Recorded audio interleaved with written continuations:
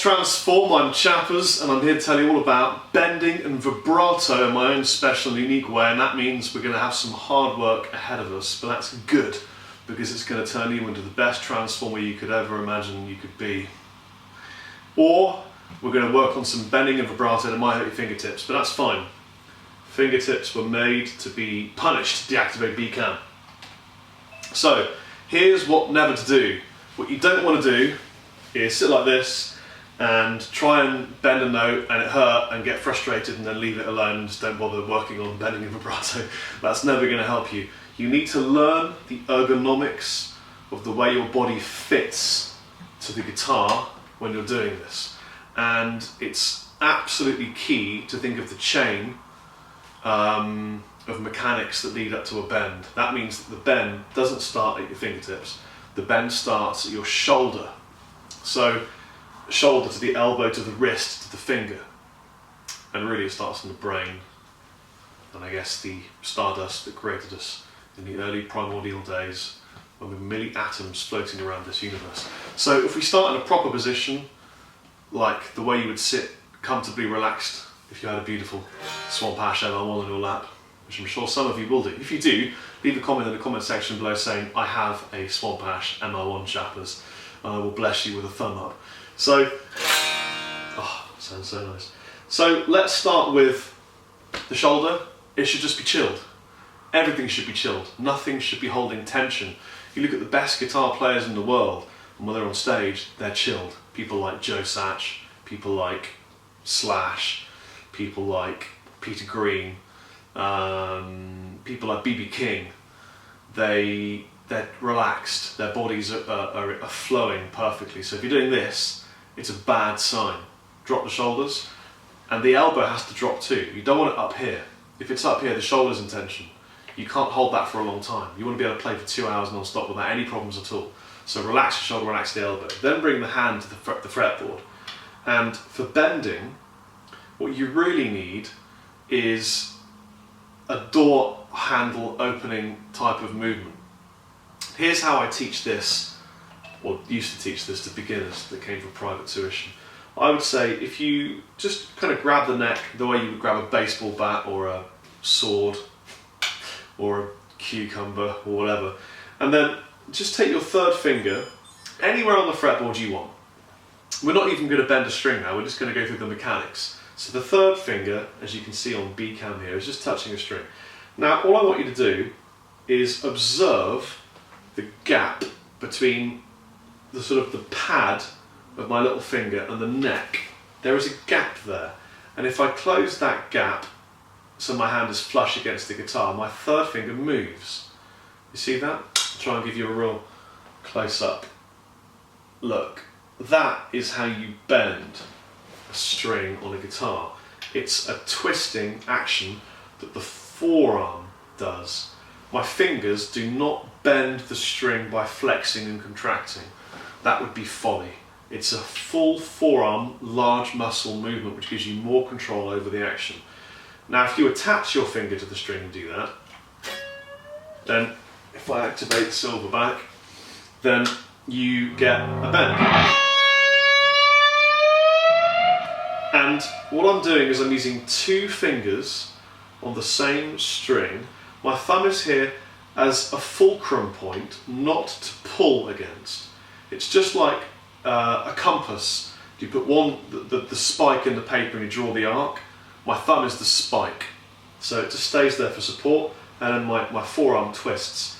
Don't allow the fingers to bend at all.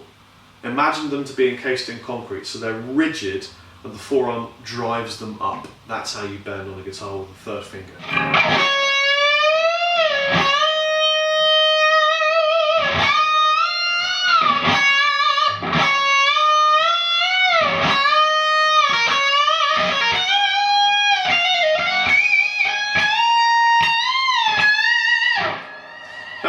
first finger bend, it's pretty much the same deal, except that rather than pushing up, although you can push up, we're going to be putting down. So this requires callus, and you get that by working hard. The inside of my first finger, I put it on a string, maybe the G string in the key of E.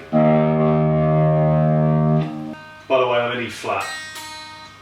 So the inside of that finger's on the string, and I just turn my hand out. So without the string, it would be this. See that motion there? My hand, I'm rocking the hand, and the first finger is going from straight up to straight down. Connect it to a string.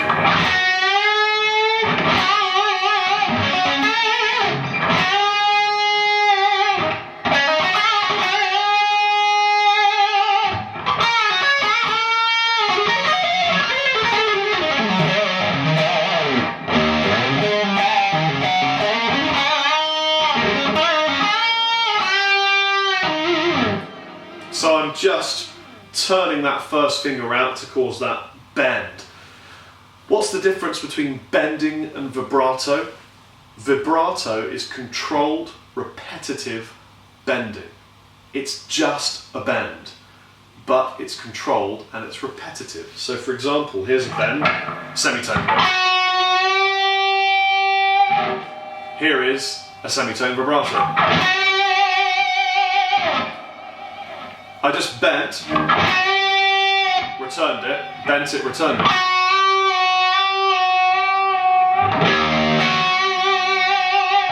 Here's a tone.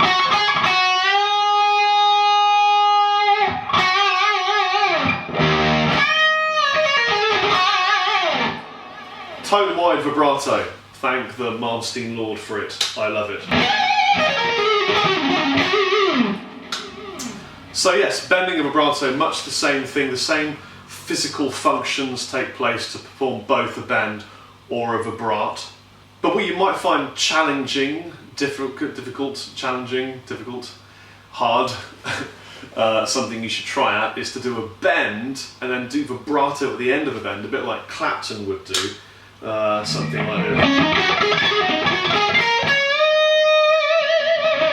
So I held the bend up and then gave it some vibrato. Now, all you have to do for that is bend up to pitch, hold it there, and then either drop it and put it back to pitch, or push it above and then bring it back to pitch. Either one is fine. Here's an example of both. That was above it, here's below. Now, of course, you've got to be aware of where you're bending to with your vibrato, because it could be out of scale or in scale, and I've dropped my plectrum. But it's something that you'll really pick up by ear, and I recommend that you try it on every string of a scale, for example, position 1E.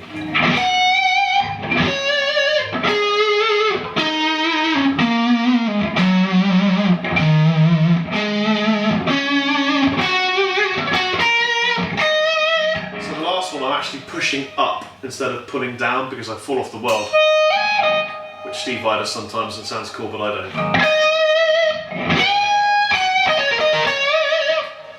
I discussed where you can bend to in a previous lesson, blues, where I said that you want to bend to the next available scale note, but really just sort of have fun with it. Learn where you can bend to and where sounds cool to you, because that's really what matters. For example, I like to bend to one point and then keep going. So,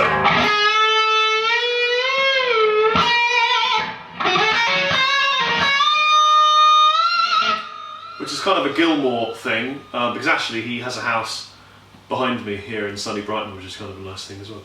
So, yeah, experiment with bending and vibrato. Make sure that when you're doing your vibrato and bending, that you pay absolute, complete and total attention to